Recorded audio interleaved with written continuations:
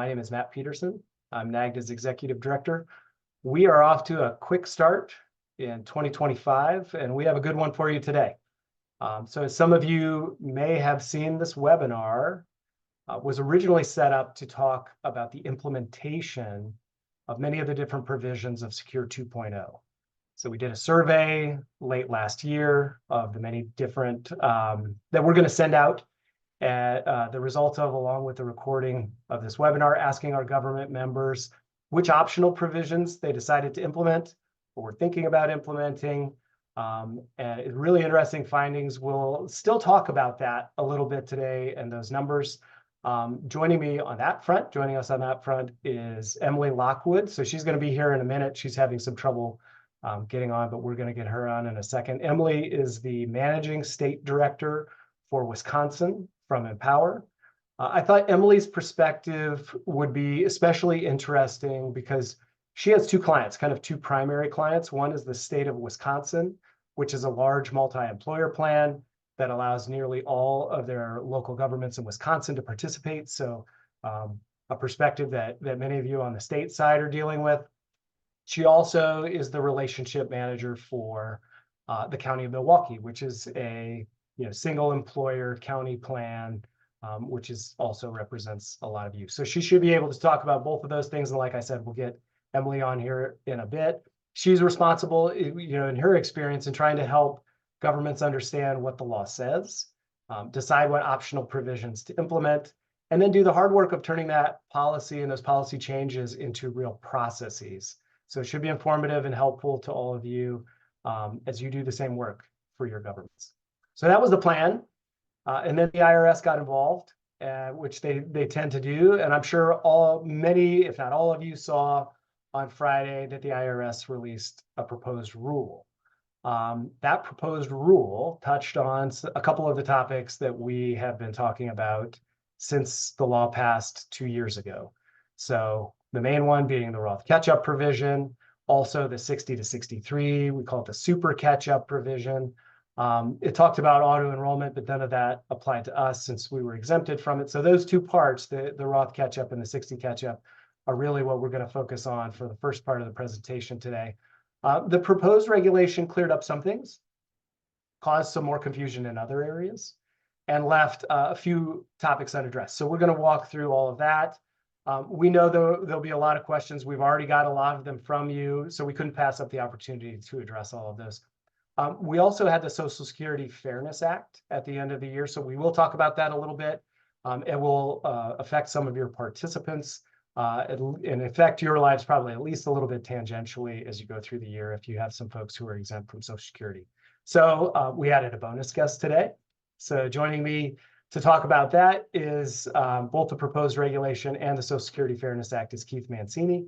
Keith is the Vice President of Government Affairs at Empower, and he's a member of the NAGDCA Legislative Committee. So we've been working with him on our responses to some of these bills. So welcome, Keith.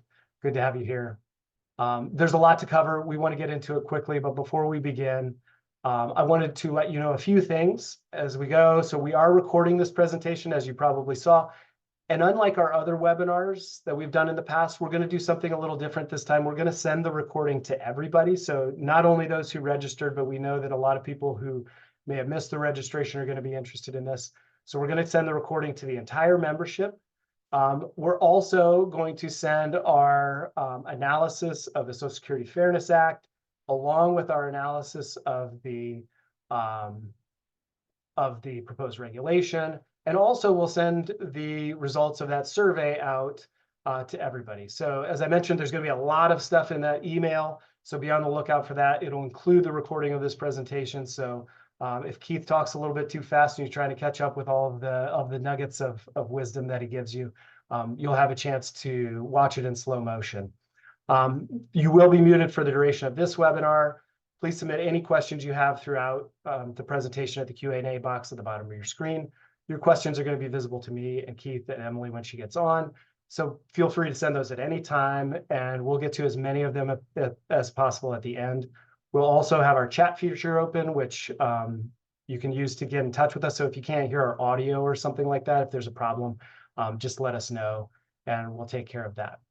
I also want to quickly thank our sponsors for their support. So we've been busy as an organization over the past couple of years getting Secure 2.0 passed, getting the extension for the Roth catch-ups last year, and we're going to be really busy this year getting guidance from the IRS while lobbying for tax reform as those bills go through this year. So it's a lot of work. All those efforts do not come without cost, and those costs continue to rise as they do for you and all of your governments. So we've been able to keep our costs for our government members quite low. And because we know that's important to you, we've been able to do that through the stalwart support of all of these companies that you see here. Many of them have been sponsors of ours for years and years and years. I know it's a cliche. I know it sounds corny, but we literally could not do this without them. So thank you to all of you for all of those efforts. And thank you for your support as we get into another busy year. So, all right, let's get to it then. Keith, let's start with this proposed regulation. So I think when we all took a look at it, there was a piece in there that kind of caught everybody's attention. There was the word 457 special catch-up, and it was right next to the word Roth. And we all got a little nervous because we've been talking all year to say, hey, it doesn't apply to the special catch-up. None of this applies to the special catch-up. It still doesn't apply to the special catch-up. But can you explain that very complex language that they decided to use and what exactly they were trying to say? Well, Matt, I'll just echo your sentiment there. I read that over the weekend, and I almost fell to my chair because I think on the first read through, or at least partway through, it almost read as if the special catch-up was subject to Roth, which was not what anyone's understanding was. The closer reading of the provision, I think, though, does you do get to the conclusion that they are essentially confirming to us that the special catch-up is not subject to Roth. What they were, I think, trying to say is there are certain situations where you have the special catch-up, which is, in the prior 3 years before the normal retirement date, and that somewhat coincides with the age-based catch-up. In certain situations where you have a combination of both, meaning you have kind of unused special 457B catch-up, that what they're trying to say is that would be pre-tax, but anything that's essentially left over, depending, whichever one is higher, anything that's left over, if it's not the special catch-up, it's the age-based catch-up, and that does become Roth for people that are making in excess of 145,000.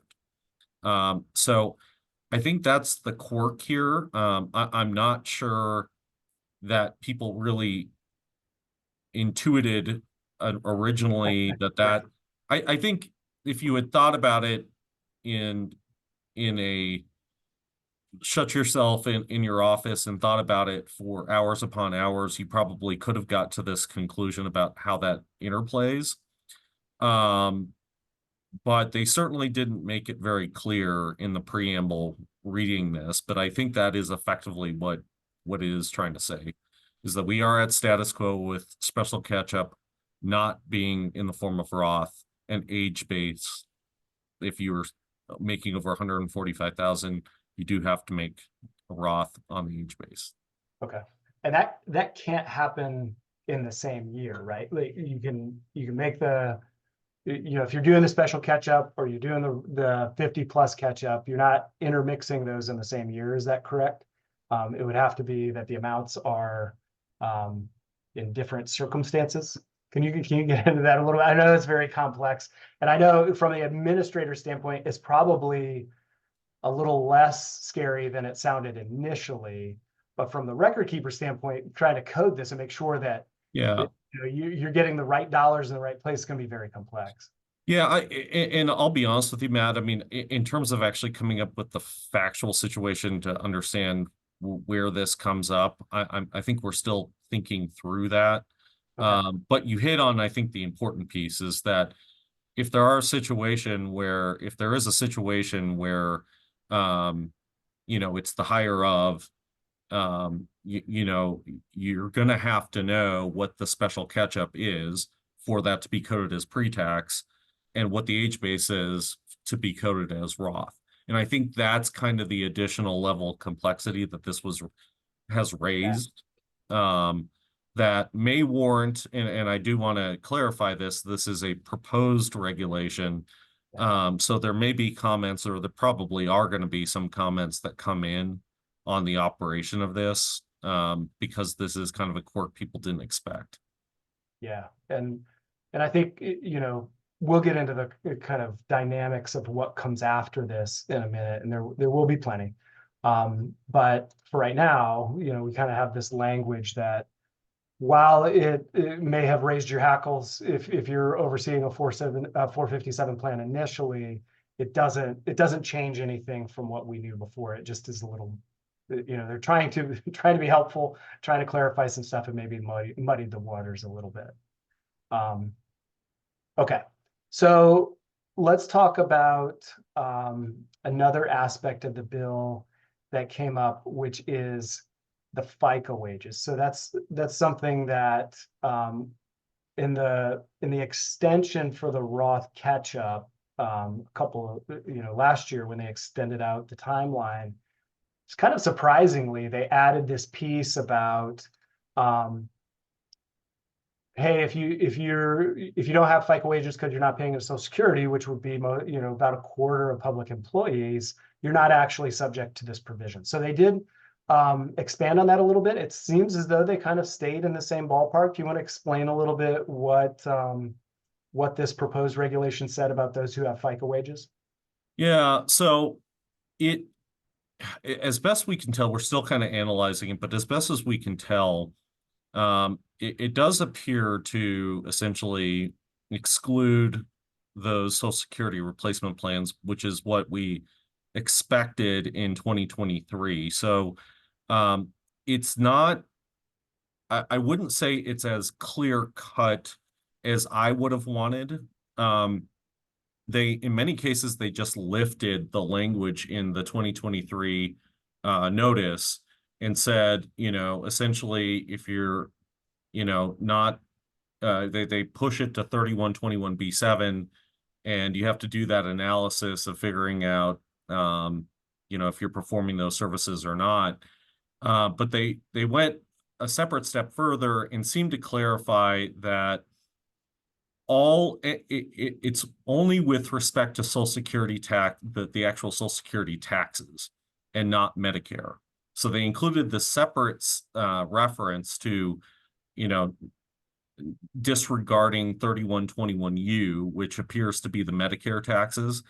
In addition, they reference specifically two sections of the Social Security part of the Internal Revenue Code, 3101A and 3111A, which appear to be the Social Security taxes exclusively, and not the subsection B, which is the Medicare taxes. Right. And we did have that question come up previously, Yeah. right? Like, hey, everybody pays into Medicare. That's Right. a FICA wage, is this different? It appears that's what they're saying, is that it's, if you fall under, if you do the analysis under 3121B7, and then essentially everything based for FICA purposes is based on the actual Social Security tax calculation and not the Medicare piece. Yeah. Okay. So hopefully for those of you who, I know Andrea, you already sent in a question, for those of you who are in states that don't participate in Social Security, if you're in Ohio, you're in Massachusetts, a lot of Colorado, it may be a little more straightforward, where it may get quite complex. And I don't know if you want to elaborate on this, Keith, but for a lot of those plans, in a lot of states, a lot of governments, it's not either or. It's you might have one bargaining unit or one department. The firefighters are participating in your plan, or cops, or a teacher, or whoever it is. So those two constituencies within your own plan would have to be treated differently, correct? Yeah, I think that's right.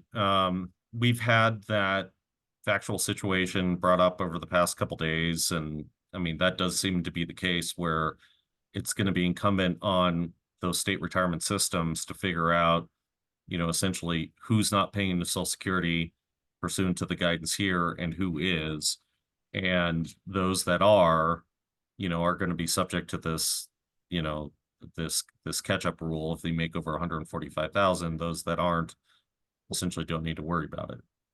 Yeah. So again, both from an administrator and especially from a record keeper standpoint, kind of parsing out who those groups are is going to be a challenge. I mean, not only who those groups are, but whether or not they're over that $145,000 line is going to be quite intricate. Okay, so let's move on. So hopefully, if any of you have any more questions about FICA, please let us know. But we're going to move on to another part. So there was some question about whether or not a plan was going to be required to adopt Roth, whether you could say, no, we're not adopting Roth. And then what are the ramifications if you do that? So they did address that a little bit. Can you talk about the language that they used in there to say, you have that choice. It sounded like you have a choice. You can adopt Roth, you cannot adopt Roth. What does that decision kind of entail if you decide not to? Yeah, so it basically says the proposed regulations basically say that it is okay to not offer Roth at all.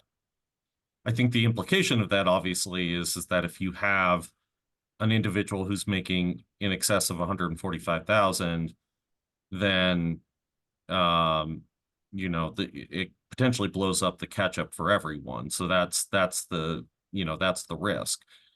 What the IRS does go on to say in the proposed regulation is you could set up a plan to only allow pre-tax contributions for those making under 145,000.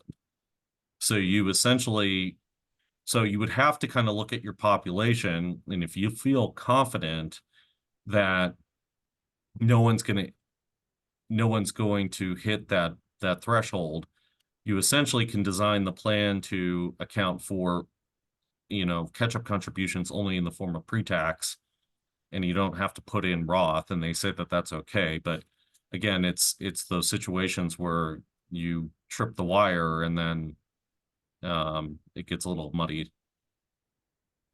Yeah, and I think there's going to be some decision points in there for plan sponsors to think about, because if you decide to go that route and say, hey, we're gonna not adopt Roth, but we are going to offer catch-ups, you still kind of have to do the same process, right? You have to verify income and just make sure that nobody's crossing over that line, and if they do cross over that line, that those people aren't allowed to do catch-ups, because then if those dollars aren't Roth, then you would be not following this rule. So a pretty pretty complex decision to make if that's the route you go. And it looks like we got Emily on with us. Hey, Emily. Glad you could make it. Glad it all worked out. I know we had some technical difficulties there. So we're just catching up with Keith on the ins and outs, and we'll talk about that for a little bit.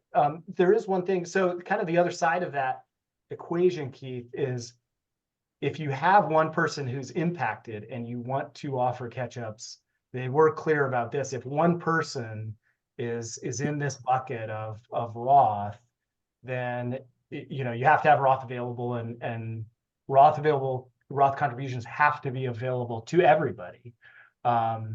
Correct. So you can't just I guess you can't just have those people over 145 who are the only ones allowed to use Roth. It can't be segregated. You have to be able to do a Roth catch-up at any kind of salary point. So maybe kind of a trifling input, but one nonetheless that they decided to make. So I want to move on to another kind of aspect of this. And then Emily, this might be a good place for you to come in after Keith illuminates it a little bit. So they did talk about employers sponsoring the plan and identifying those employers. And so this is a question that we've gotten a lot from the state multi-employer side. I'm sure it's something that the state of Wisconsin thinks about. The concern was that, I have two people who are, or I have one person who's working for two employers in my system, and both of those employers are participating in the plan. Do I have to aggregate their dollars and to figure out that 145 threshold? So they did address this somewhat. Keith, you want to talk a little bit about what they said and how they tried to clear it up? I think there's still some questions out there, but they did address it. Yeah, there were some surprises here. They basically confirm that you don't need to aggregate the FICA wages from multiple common law employers. What the interesting part was is that includes two employers that are actually related. So I think in the scenario that you had highlighted, Matt, where you're going to have to do, again, and we should address like what these proposed regulations mean going forward in terms of the administration and stuff like that. So I want to clarify they are proposed, but I think a lot of people are going to build off of this stuff. But I do think you're going to have to look at, what is the common law employer? And, if there's an argument that the common law employer in your situation is the state, then in that instance, you would have to aggregate it because it would be the same common law employer. If it's not if there are separate common law employers and you can get to that conclusion, then you don't have to do that. So that's kind of effectively what they're saying is that they're looking just at the one employer, and you have to determine if it's the common law employer. And I would note, Matt, maybe for purposes of government plans, that because this is a proposed regulation, this could be something to comment on of like in these type of scenarios with state plans where it gets really murky, get some additional clarification on that. Yeah, and so to kind of try to craft the scenario, and Emily, maybe you can help me on whether this is the case in Wisconsin. If, say, somebody, worked for the state, but also taught a course at Madison, and Madison is considered state employment. And so their W-2 just shows that all the money, they got a little stipend for doing some kind of adjunct course at Madison. That amount of money would still need to be considered under their $145,000 umbrella. But, the state of Wisconsin and University of Wisconsin-Madison might have different payroll systems. So those $2 amounts might not aggregate on their own, and it would be something that the plan sponsor would have to figure out. Conversely, if, say, you worked at the county of Milwaukee, but taught a course at the University of Wisconsin-Milwaukee, those are two different employers. And so those dollar amounts would not have to be aggregated. I don't know if that's the case in Wisconsin, but is that kind of approximating the way that you all are seeing it on the ground? And welcome, we're glad to have you. So sorry. Can you hear me okay? Yeah, sounds great. Okay, perfect. You're on my phone. Yeah, well, and in that example that you gave, we tend to consider employers under the state plan by pay center. So if they have a separate payroll, they're technically a separate employer. So in the case of a UW and a state employee, it would be very similar, is my understanding, to the Milwaukee. Okay. So yep. That's not the case there. Okay. Makes perfect sense. So one more question for you, Emily, just kind of as you think about these proposed regulations, that's pretty complex, right? We got a lot of new information. It tweaks old information. It's not necessarily like out of the blue. This is, we're expecting some of this. Some of it's a change. Some of it is kind of just putting a different lens on things. As you're working with your team at Empower, with Keith and all of his folks, and then you're working with Shelley at the state of Wisconsin and Steve at Milwaukee County, and you're trying to kind of connect that that information, make sure all that information gets to the administrators, so then it can be communicated out to the participants. How are you approaching that? Like, what is the process, and how is it a little bit different for those two? Because very different government setups and structures. Yeah, and we're not talking specifically about the 145 anymore. It doesn't have to be. No, it can be anything that going on with secure. Yeah. That was a little more delayed in my book, so we're still working through some of those kinks. But when it comes to Secure 2.0 as a whole, we have done many webinars quarterly to get ourselves internally on board, and we've worked with our advisors and such, and offered those webinars to our plan sponsors, and we're doing these bi-weekly calls internally too to make sure we have our hands around what all is going on the secure front. And then we've been communicating with plan sponsors and with the employers. And so to your point, for the state plan, we have to communicate quite a bit with the employers to make sure that they're on the same page as the plan. So we're working with, we have 3 times a year, we do like a mini newsletter for our state employers. And then we have an annual newsletter that we do and an annual webinar that we do. So we'll be reminding them of changes that have been made at the plan level. Really there, I mean, for the first, I would say, year, we just kind of kept saying there will be changes coming. Just know that those decisions are going to be made at the state level, at the plan sponsor level. And so they'll make decisions on what to add, what not to add, what'll be changing. And then it's their role to update the plan document and communicate those changes. And then the employers will need to, abide by whatever the state decides to add to the plan. So that's really been the main communication, now effective in January. They added some of the optional provisions for Secure 2.0. We have the 60 to 63 and of course RMD and all that good stuff. So now we're really starting our communications because we could get more specific about what's changing in the plan. Okay. So a good segue into, I think we've talked about, and we'll get back to it with the questions. There are a couple of open questions about the Roth catch-up, but I do want to move on to the 60 plus catch-up. So, that super catch-up, that kind of different catch-up part that they added for ages 60 to 63. There was a little bit of information in this proposed regulation about that. Keith, you want to talk about what you saw and just what they updated in that and kind of clarified? I thought they did a pretty good job on this part of making it clear what was happening.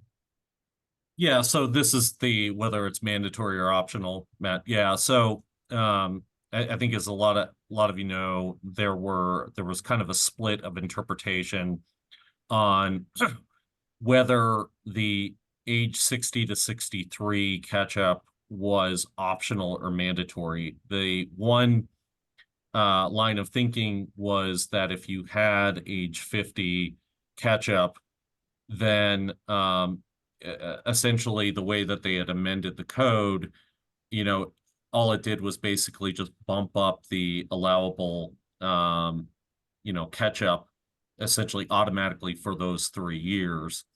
And based on the universal availability rule, that line of thinking was, well, if it's all kind of through the same line of thinking, then if you offer age 50, then you have to offer the higher limits for 60 to 63.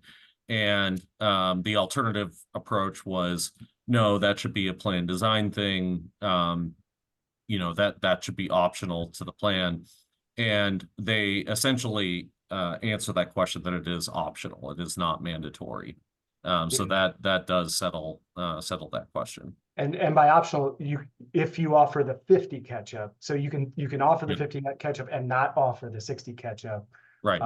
You are allowed to do that. And so, like you said, Emily, did both state of Wisconsin and County Milwaukee adopt that one? Was it just, hey, low-hanging fruit, easy to do? Were there any issues putting that one in place, or was it pretty straightforward? Yeah, it was pretty straightforward. I like your low-hanging fruit analogy. We basically took the approach that was going to be an opt-out kind of a thing. And we would just be adding it here in 2025.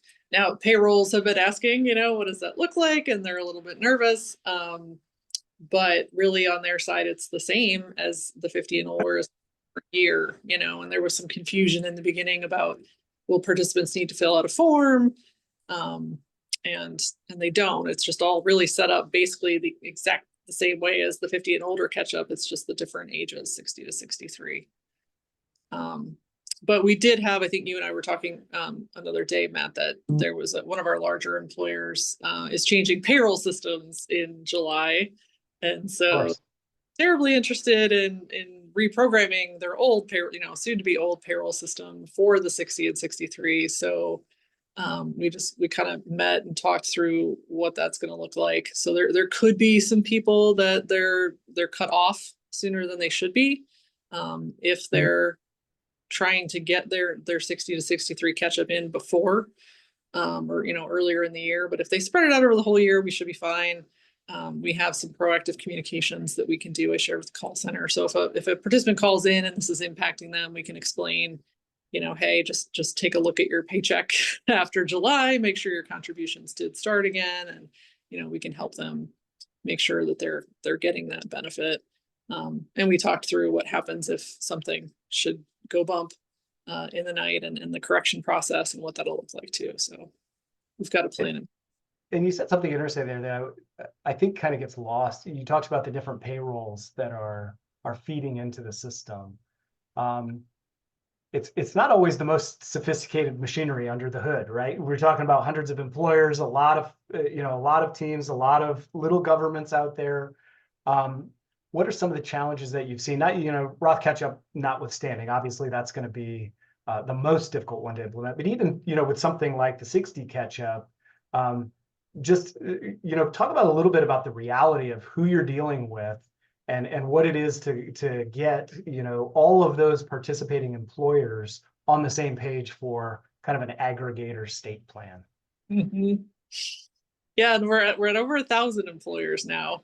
And I would say, I mean, the vast majority of them do not have sophisticated payroll systems. They're not, you know, it's not all automated with a file that's talking to our file and working, you know, seamlessly. It's mostly the payroll people, you know, that are doing things in our website and making the contributions happen manually and adjusting things on their end so that the contributions come in correctly.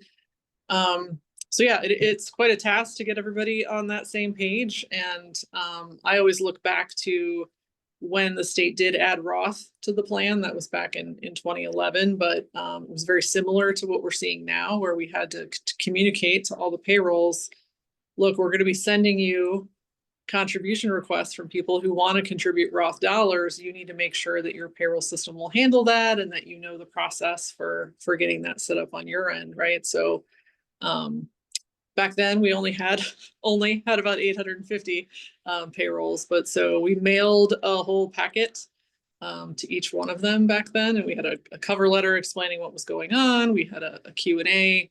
We had instructions for how to submit Roth contributions. And then what we did was we had a form in there that we asked them to send back to us with a deadline. And the form said, you know, yes, we're all set. We don't need any help. We're fine. Or please call me. We need help. We don't understand what's going on. And so then we got those forms back and we had a very extensive spreadsheet to kind of track, you know, who did we hear from? Who's all set? Who needs more help? Who haven't we heard from? So then there was a second request and a third request, you know, more strongly worded.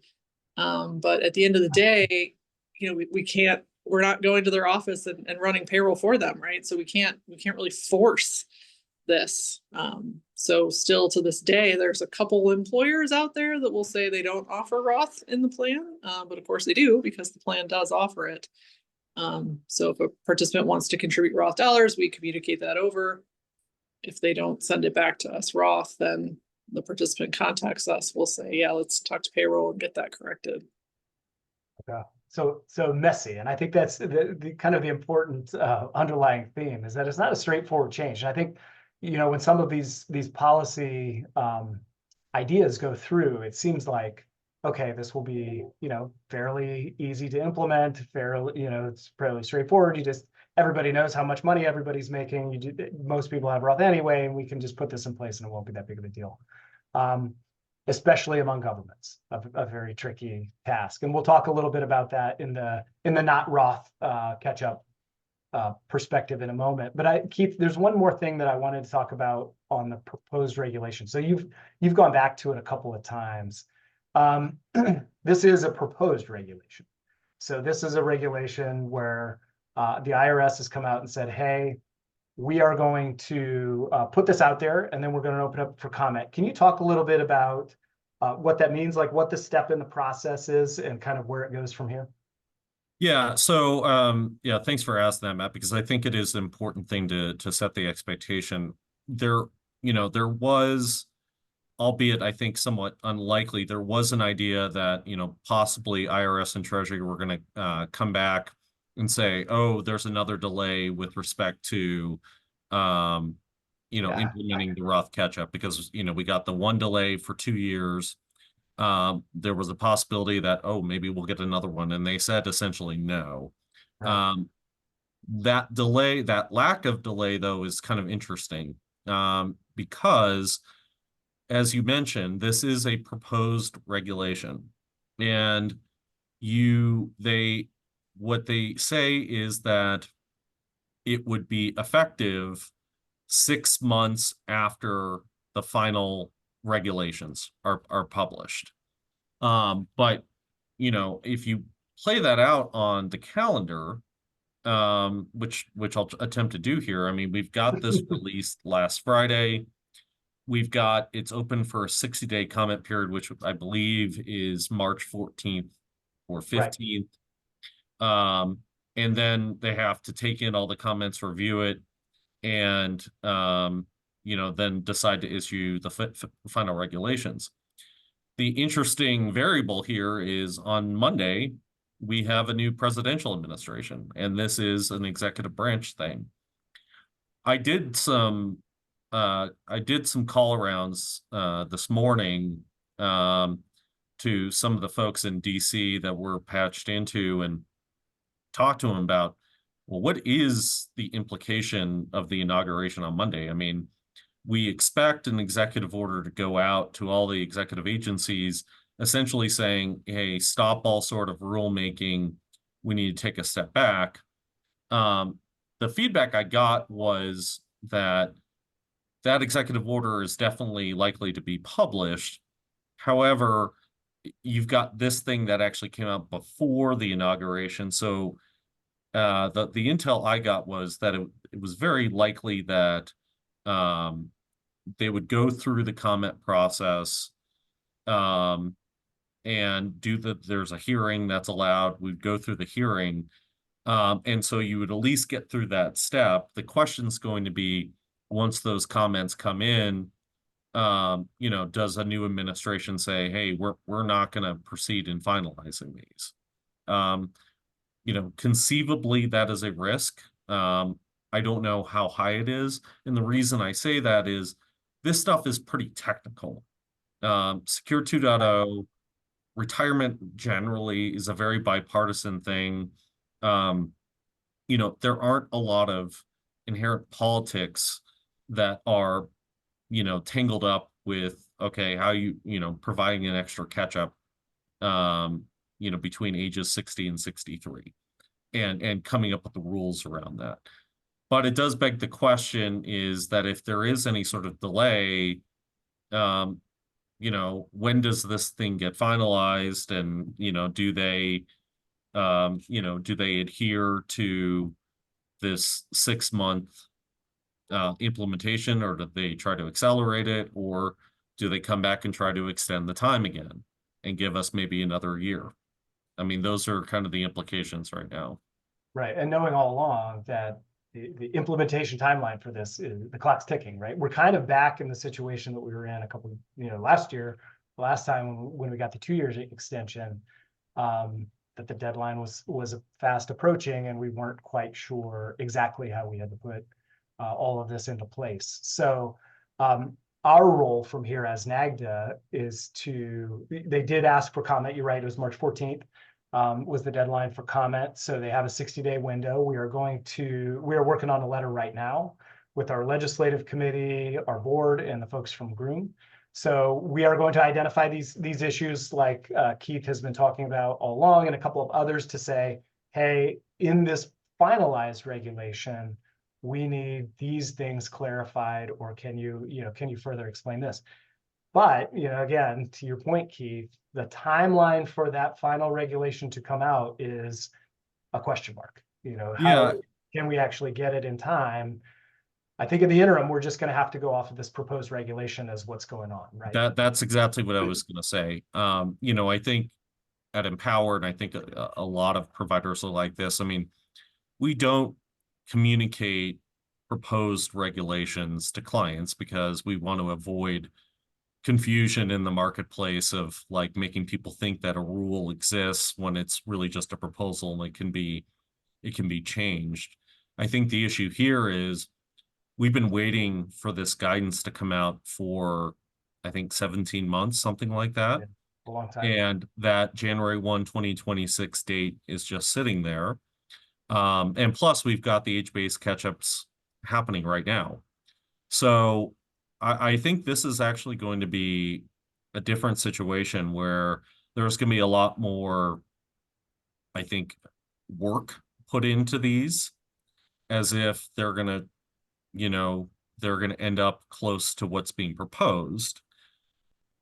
The only caveat I say about that is, I mean, if we get far along down the line and we somehow see these final regulations pop up, close to the end of the year, and there are some differences. I mean, does Treasury and IRS really believe that it's reasonable to have plans and service providers billed twice for the same thing?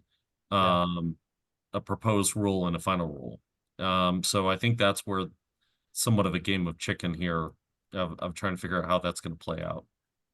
Yeah, I think we're all a little bit in the dark on that one. So let's move on. So hopefully you all understand that we're in the proposed phase, but probably taking this one a little more because of the timeline, a little more as guidance than we normally would with a proposed rule, but still knowing that there you can be surprised, and there is the potential for some extra work to have to be done depending on how the final regulation comes out. But we will be pushing for clarification on all the stuff we talked about so far and much more. And you'll be able to see that letter as soon as it comes out. So be on the lookout for a legislative alert from us that will talk about what are the things that NAGDCA is pushing for to clarify on the final regulation. Okay, so we're going to move on a little bit. I know we don't have a ton of time, but Emily, I do want to talk about some other things. So we did a survey, and that was, the genesis of a lot of this was we did a survey on the other parts of Secure 2.0 and how you're putting them into place. So interested to get your thoughts on what were the conversations like with the optional provisions? So some kind of highlights of the survey, and again, we'll publish the results with this recording. But things like that policymakers thought would be really popular, like student loans and emergency savings, maybe weren't really seen. Of course, emergency savings isn't available to government members yet, but there doesn't seem to be a lot of interest, even for those who marked whether or not they would be are considering it. So what were those conversations like when you were in the committee rooms, and what was the deliberation process? You mentioned that the 60 to 63 was something that both plans were interested in right away. And were there any other provisions that kind of jumped out as like, oh, this is something that's helpful to members and we want to get it implemented right away? And then for those that weren't, maybe the student loan, maybe the emergency savings, what were those roadblocks where your plans looked at it and said, no, this isn't for us? Yeah, well, the first thing that jumped out definitely was the first of the month rule. And get that was something we've been waiting for forever. And it's fascinating that like the numbers I have across Empower, this is as of November, but 30% of government plans have adopted that which is the highest number really of the list, but surprises me that many plans still have not made the Me too. change. Yeah. So I think that kind of speaks to the engagement. But then we sort of batched, well, and I think, I mean, I'm just, my clients are the best. So both of them, we didn't want to talk about anything until Empower was ready to go and we had procedures in place and could set things up, right? So we ended up sort of batching the natural disaster provision, the domestic abuse survivor provision, and then I went and pulled back the QBAD because we hadn't really talked a whole lot about that with either plan. And since we got more guidance on that and the paying back and that felt more complete. So then I brought that back to the forefront too. So each of those plans, we kind of batched those three things together. And they absolutely, in both cases, just said, well, this is what's best for participants. I mean, hopefully not a lot of people are going to need to use those provisions, but particularly, natural disaster and the domestic abuse survivor, but when they do, right? So, yeah, it was barely a conversation. They just said, absolutely, let's do that. And then it was just a matter of timing and, procedure and some of the weeds and getting that sorted out. I thought the qualified disaster recovery distributions, obviously, our folks in LA right now, this is probably at the forefront of their thinking. It is one of those things where in the past, every time a federally declared disaster came up, we had to go to Congress and say, hey, can you add a thing in the bill that says, yes, you are allowed to access your retirement funds without penalty to, for help in those situations. I thought a really good addition to Secure 2.0 was just kind of codifying that and saying, hey, if you adopt this as an optional provision, you can do it whenever that comes up for people in your jurisdiction. So certainly one to consider for those of you who may not be aware of it or maybe haven't thought about it. It's there when you need it. And like you said, Emily, I think you put it well. You hope you don't, but it's one of those things that when you do, you're probably glad you have it. And so I think that we're getting a little short on time, so I'm gonna move on. I think we could have talked for the entire webinar as you and I had planned on the different parts of implementation, but I do want to get to some of the questions. Before we get to the questions, I do want to touch on one other thing, which was the Social Security Fairness Act. So that was passed at the end of the year, and it effectively eliminated the windfall elimination program and the GPO, the government pension offset. So Keith, can you talk for a minute about just what those are and what they do? Yeah, so this was a pleasant surprise. This was something that I think many governments were hoping would be overturned going on at least 2 decades. So what the WEP and GPO do, they were put in into law in the late 70s and early 80s as a way to essentially, if a participant in a government plan that doesn't pay into Social Security was because they were receiving a pension, it essentially reduced their Social Security benefit. And the factual situation or the scenarios that this would occur is that if you had a public employee who had either like a second job or they had worked for the government for a period of time, left to work in the private sector, worked for 10 years, paying into Social Security for 10 years, then eventually, maybe went back to the public sector and they had received their government pension, their state pension, plus a Social Security benefit, that in that period of time, late 70s, early 80s, there was a perception that that was an unintended double dip or a windfall. And so Congress passed the windfall elimination provision, which essentially reduced, again, your Social Security benefit if you were covered under a government pension. And in the GPO scenario, if you were a spouse or a surviving spouse, it reduced comparably your Social Security benefit there too. And I think what people started to realize from a policy perspective is by creating that offset, you were disincentivizing people to work for public plans or in the public sector, and or penalizing people that needed to work a second job. And this bill had been introduced over and over and over and over again for many years, get traction and then it would just go away. And frankly, last year was no different. It got through the House with a strong bipartisan vote. But whenever a bill moves over to the Senate, if it doesn't have something to attach to, then there's a very low likelihood of a bill being kind of voted up or down in the Senate, because as a lot of people know by now, you need 60 votes to avoid the filibuster.